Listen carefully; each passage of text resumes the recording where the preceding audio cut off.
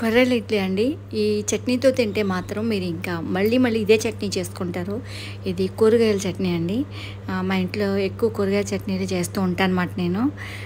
ఇది సొరకాయ అలాగే నల్లేరు రోజు వేసుకుంటే మనకి హెల్త్‌కి మంచిది. టమాటాలు ఈ 3 కలిపి చేశానండి. బాండ్లీ పెట్టుకున్నాము. అందులో జీలకర్ర వేసుకొని మనం తినే కారాన్ని బట్టి పచ్చిమిర్చి వేసుకోవాలి. నేనైతే 3 టమాటాలు అలాగే నల్లేరండి ఒక 2 లేతవి తీసుకోవాలండి.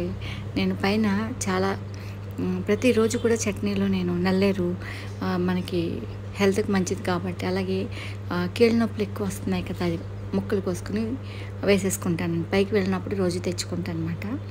అవి ఇందులో ఏపించేసుకున్నామంటే అవి వేస్తే మనకు నల్లేరు వేసుకున్నట్టు కూడా తెలియదన్నమాట. కొంచెం కరివేపాకు అలాగే కొంచెం వేగిన తర్వాత కొత్తిమీర కూడా వేసేసుకోవచ్చండి ఇందులోని. చాలా టేస్టీగా ఉంటుందండి ఈ చట్నీ. మాత్రం ఒక్కసారి మీరు చేసుకు తింటే మాత్రం అస్సలు వదలరన్నమాట. కొంచెం అంటే ఒక స్పూన్ అయితే నేను పచ్చెనగపప్పు వేసుకోవడం జరిగింది.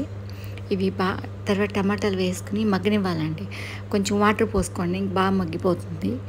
పక్కన పెట్టేసుకోవాలి. ఇది ఇడ్లీలతో కానివ్వండి, దోశలతో తిన్నా కూడా చాలా బాగుంటుందండి. కూరగాయ చట్నీలు మన హెల్త్కి చాలా మంచిదండి. మామూలుగా అయితే మనం పిల్లలు కూడా తినరు కదా, కానీ ఇలా అయితే పిల్లలు కూడా తినేస్తారండి. అదిగోండి పక్కన పెట్టాను. ఇది మిక్సీలో వేసేసుకోవడమే. ఆ సొరకాయ ముక్కలు నేను ఉడికించి పక్కన పెట్టుకున్నానండి. అవి ఇందులో వేసేసుకోవడమే, మిక్సీ చేసేసుకోవడమే.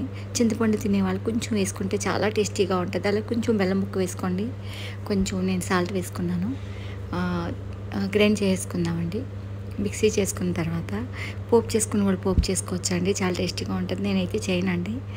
ఒకసారి మీరు ఈ చట్నీ నేను చెప్పిన విధంగా చేసుకు తినండి. ఎలా ఉందో మీరు నాకు కామెంట్ చేయండి.